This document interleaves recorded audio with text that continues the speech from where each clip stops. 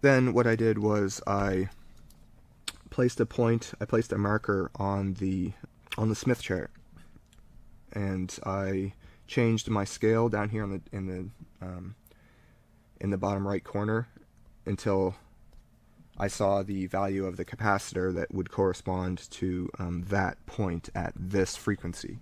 Okay, so I set up my frequency, so it's have it at 3 gigahertz. I guess this example is 3 gigahertz. I thought it was 2. Anyway, so what I did after that, I set my velocity factor equal to 77% of the speed of light,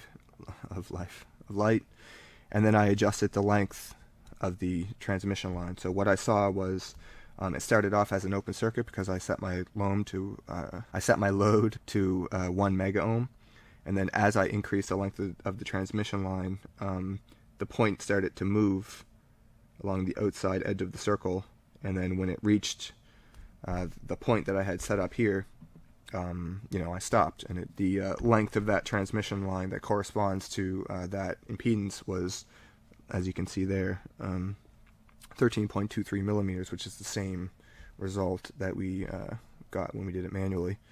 So I have this written down as 2 gigahertz. I'm just going to look in the book.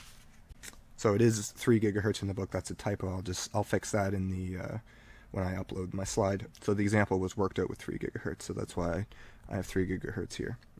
So that's so this is SimSmith. It's a very simple, free, and powerful tool to use for this kind of stuff, and I use it quite a bit, so I encourage you to download it at the link that I provided on one of the previous slides.